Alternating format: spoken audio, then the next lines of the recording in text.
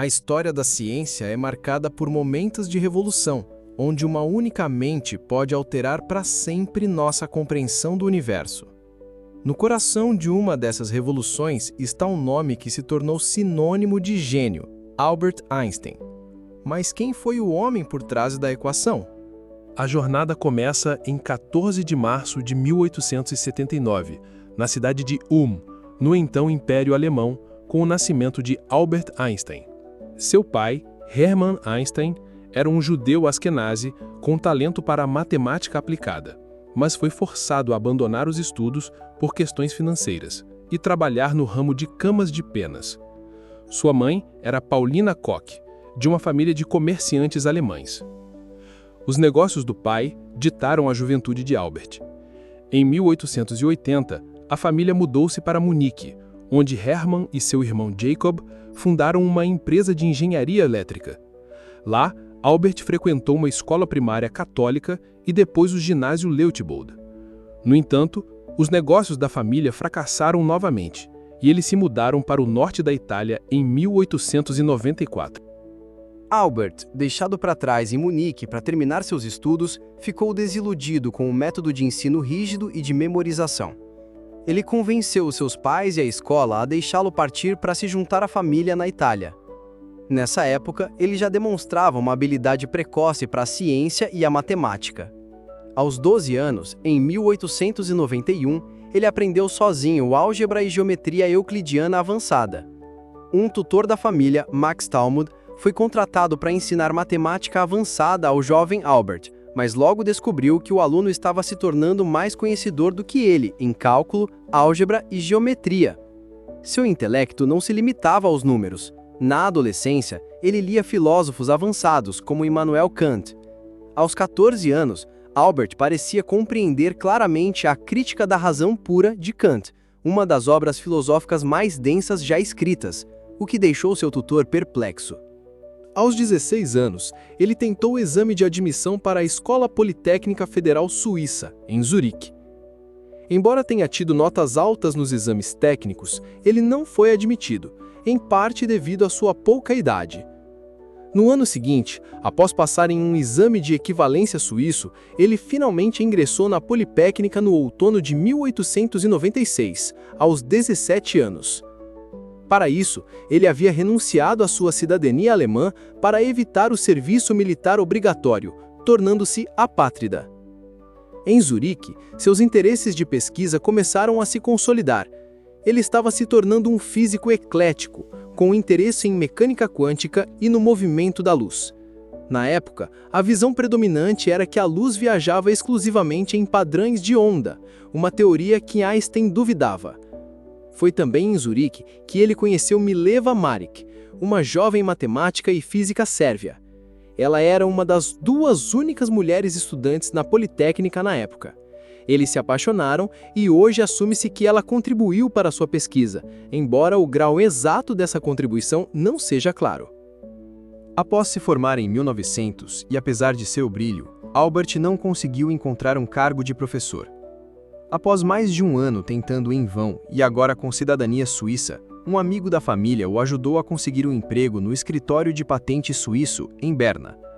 Lá, ele trabalhou como examinador assistente de patentes. Esse trabalho, que o expôs a muitos dispositivos envolvendo condução elétrica e mecânica, pode ter impactado sua própria pesquisa durante seus anos de formação. Ele e Mileva se casaram em janeiro de 1903 e tiveram 2 filhos, Hans Albert e Eduard. Um filho anterior, uma menina chamada Leslie, nascida fora do casamento, teve um destino incerto, embora se acredite que ela tenha morrido de escarlatina. Enquanto trabalhava no escritório de patentes e completava seus estudos de doutorado, Einstein estava prestes a mudar o mundo. Longe dos grandes centros acadêmicos, ele estava trabalhando em uma série de artigos para Annalen der Physik, uma das principais revistas de física do mundo. O ano era 1905. Hoje, ele é conhecido como o Annus Mirabilis de Einstein, seu ano milagroso. Em um único ano, ele publicou 4 artigos que, coletivamente, revolucionaram a concepção da humanidade sobre o mundo natural e deram origem à física moderna.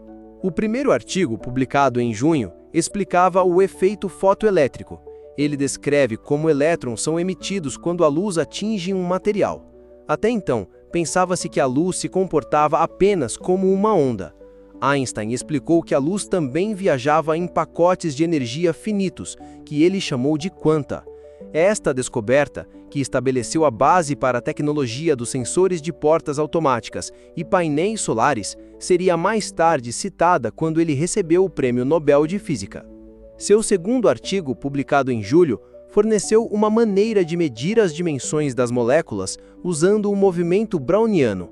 Este trabalho, juntamente com um estudo corroborativo do físico francês Jean Perrin, demonstrou inequivocamente que átomos e moléculas eram entidades reais, os blocos de construção da existência.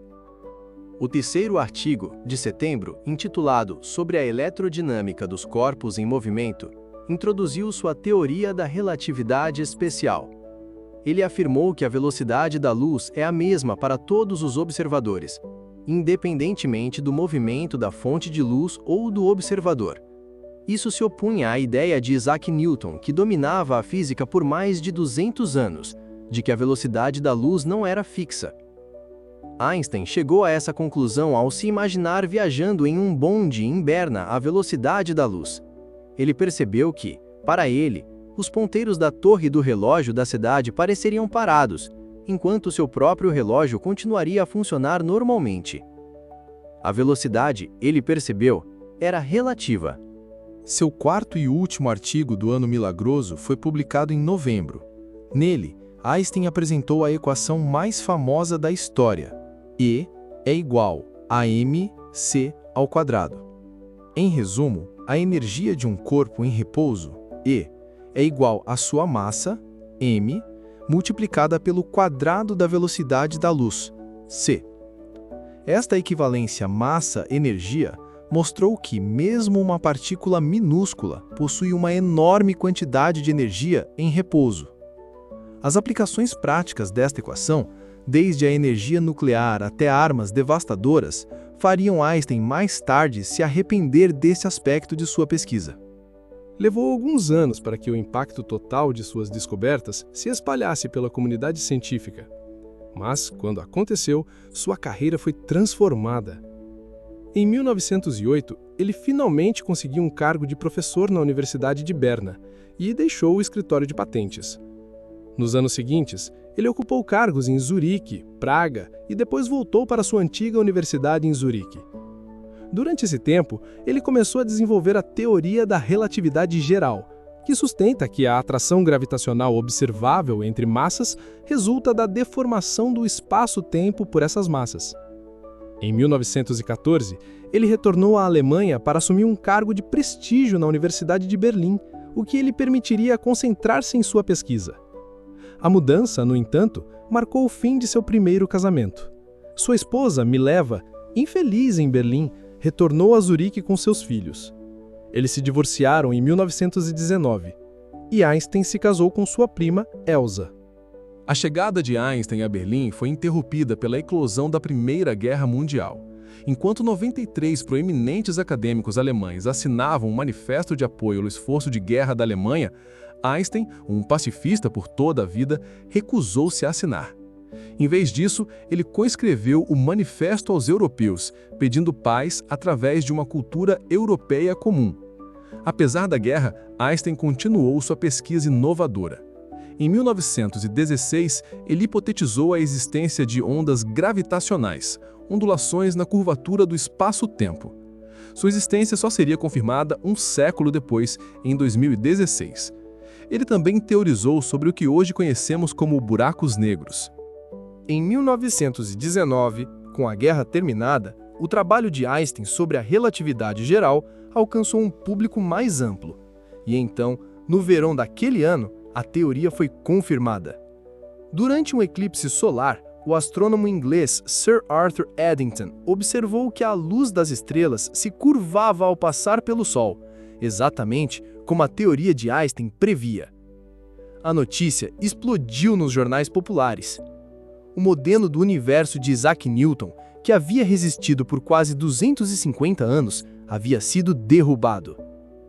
Albert Einstein, o ex-examinador de patentes, tornou-se uma celebridade mundial da noite para o dia.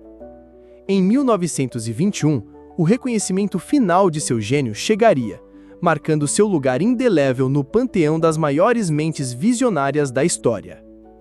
Embora tenha morrido em 18 de abril de 1955, Albert Einstein continua sendo uma figura central não apenas na física, mas também no pensamento contemporâneo.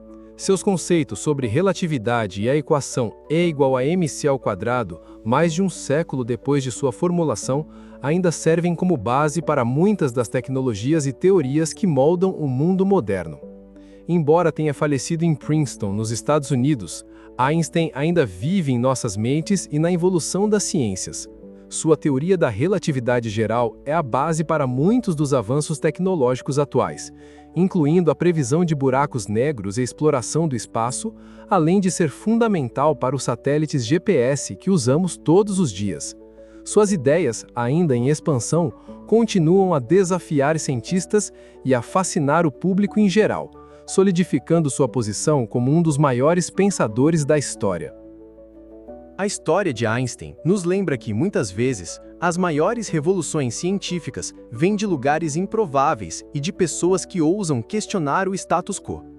O que podemos aprender com sua trajetória é que o conhecimento não tem limites e que o futuro é moldado por aqueles que têm coragem de pensar de maneira diferente.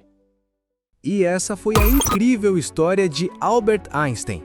Se você curtiu este formato, ajude nosso canal a crescer. Clique no gostei e o mais importante, se inscreva para acompanhar todos os episódios da playlist Mentes Visionárias, da Antiguidade ao Futuro. Não se esqueça de deixar nos comentários sua sugestão para os próximos vídeos. A gente se vê no próximo episódio.